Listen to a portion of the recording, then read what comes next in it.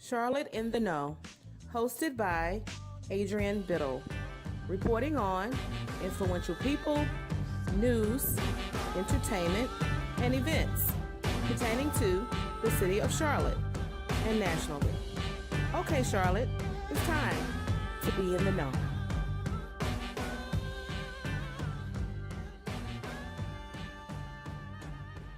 All right, welcome to another edition of Charlotte in the Know. Today I have the esteemed pleasure of being joined by Executive Director Aisha Strothers of the Charlotte Housing Authority Scholarship Fund. How are you doing today, ma'am? I'm doing quite well. How are you? I am doing well. Excellent. Yeah, and I Happy appreciate to be you. here. Yes, ma'am. I appreciate you taking out the time to actually talk to us a little bit more about the scholarship program. With that Well, being I'm happy said, to talk more about it. Okay, all right, let's share then. Let's certainly share. With that being said, about the scholarship program, can you actually tell us a little bit more about the mission of the Charlotte Housing Authority Scholarship Fund? Sure. Our mission is basically to make certain that every child living in our public housing communities has both the opportunity for and the expectation of a post-secondary education. So we believe that access to education and mentoring is an important pathway for our students living in poverty to improve their economic mobility and eventually creating a stronger Charlotte because of that. I see. Okay. So now what brought you to the Charlotte Housing Authority Scholarship Fund as their executive director?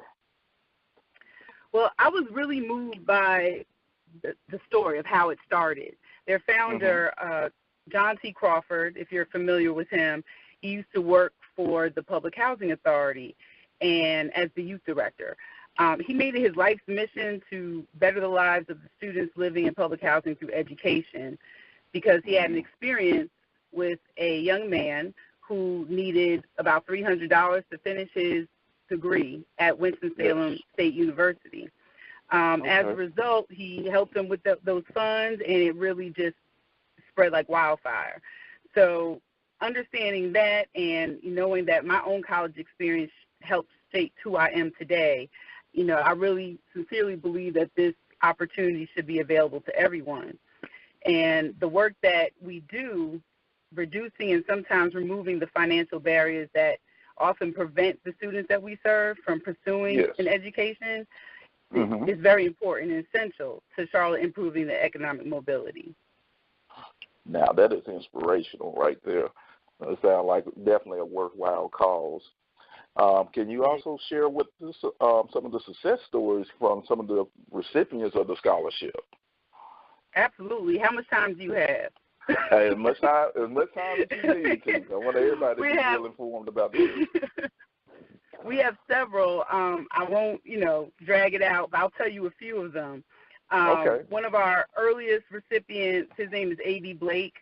We were able to help him attend and graduate from North Carolina A&T with a mechanical engineering degree. He currently works for the Pentagon, and I don't really know what he does because he told me he had to kill me if he told me, so I'm not going to go into that. You don't want that. We have another student, former student, Stewart Reed. She grew up in the Cedar Knoll community, and because of the scholarship, she was able to attend and graduate UNC Chapel Hill. She then went on to pursue an international law degree and spent several years with political activism, specifically with the Democratic caucus. She still is politically active, but she is now the executive director of Planned Parenthood Advocates in Virginia. We have another student, Annika Baker. She grew up in Mayfield Terrace up at Beatties Ford Road. She loved school. She loved learning. She had no resources. Despite that, she graduated from high school as one of the top in her class. And she even was able to be the top in her calculus class, even though she didn't have the $75 to purchase that calculator. So she did everything in her mind. So she graduated top of her class despite not having what other students had. She eventually attended Winston-Salem State University, We helped her with that, and she is currently a consultant with North Highland Consulting here in Charlotte, and she continues to be a champion for us, really pulling in her coworkers to be part of the scholarship fund as mentors and financially helping us. We have another student, Chris Moxley. He grew up in Delahaye Court, but he had tons of ambition. If you see him, he's so tall you would have thought he was a basketball player. He was really one of those kids. And but with the help from the scholarship fund, he was able to attend and graduate UNC Charlotte. He is currently a privacy compliance officer at TIAA, but he's also an entrepreneur. So he has his hands in a few different pots. He is the co-founder of the 704 Shop, which is an up-and-coming lifestyle brand. They make clothes, and they have a couple of other things. He's also on the UNC Charlotte Alumni Board, and he initiates food drives for Delahaye Courts, and he's always available. He's basically on call for us. So every time we need him to come talk to some students or come talk to folks about the scholarship fund, he's always willing and able to do that. Jerry Bowman, if you may have heard of him, there was a story about him several years ago. He grew up in Villa Court. His mother was very ill and sick, and, he was stealing tomatoes when he was like 6 years old in order to eat. After he finished high school, we were able to work with him. We got him to UNC Charlotte. We matched him up with a mentor, and he became, he went on to medical school. So he's currently a practicing surgeon, very prominent as well. So he's doing very well. You may have heard of Larry Mims, No Limit Larry. He grew up in Meadow Oaks, and he's a recipient of the scholarship fund. We helped him afford the tuition at JCSU, and as you know, he's now a radio personality and a car dealership owner. That is incredible. Yeah, so I could go on. Yeah, that's a good little bit. That's a good little bit right there. That just goes to show you it's a little bit of nurturing and the proper tools to give to our children that they can actually be very successful. Absolutely. They have the drive. They just need a little help. They're not asking for a hand out. They're just asking for a hand up. Well put. Now, I happen to notice on your website there's been 855 scholarships over the course of the inception of the scholarship program. Now, do you find many of the alumni that had received a scholarship coming back and giving back to the program? Yes, absolutely. We have alumni that serve on the board as board members. We have some that serve on our selection committee as we interview new and prospective students. And we have some that are even mentors to current students, so they can kind of reach back and help those who were in the same position they were in. We have an active alumni association. They come together to volunteer at events that we host, workshops and other events. They also help students complete applications, and they do a lot of service projects in the Charlotte community. So not just with us, but, going outside, helping, organizations that work with domestic violence, that work with food drives, and the list goes on. And as I mentioned before, several, of our alumni, they still come back to help us with workshops and even, of course, donating and giving back. Yeah, now that's the kind of paying it forward I like to hear. Absolutely. Yes, ma'am. Now, the Charlotte Housing Authority Scholarship Fund will be celebrating 35 years of service in the community this year.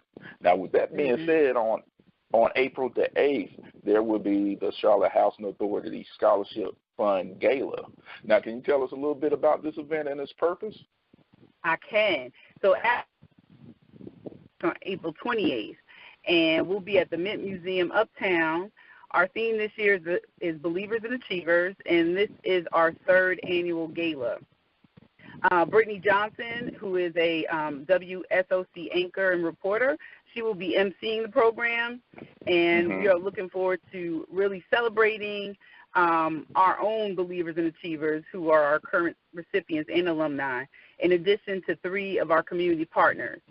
We'll be awarding these partners, and they include John D. Richards, who is with Wells Fargo's Advisors. He actually sat on our board for about 30 years, and he really helped, bring a lot of resources to the fund because he believes in the mission so much. The Leon Levine Foundation, they read a story about Dr. Jerry Bowman in the paper and wanted to get involved. And so ever since then, it's been over 10 years or so, they've been a huge supporter and proponent for the scholarship fund. And the third entity will be UNC Charlotte.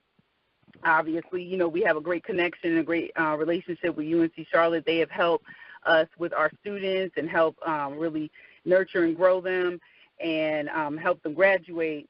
So we definitely want to acknowledge them. And, obviously they just have all supported us in our mission in various ways over several years. This year, we're going to actually have a little after party. So once we have the pomp and circumstance of the program, we will move on, and there's going to be an after party in the downstairs area of the Mint Museum where we'll have a DJ who will, kind of start the party and have a little old school 90s and maybe 80s music type of thing. And, just really kind of, celebrate everybody and give other folks, people who might want to attend but maybe not be able to afford that the gala ticket to still come and support and celebrate. Well, it certainly sounds like the event to be at on that particular day. Now, family, listening to this particular podcast, if you'd like to learn more about the Scholarship Fund, you can actually do the research and actually pull them up on the website of www.cha-scholarshipfund.org. And Ms. Strothers, I definitely appreciate you joining us today and enlightening us with the information that you provided with us today. Well, thank you so much for having me. I'm happy to talk to you anytime about the Scholarship Fund, and I really believe in the work that we're doing.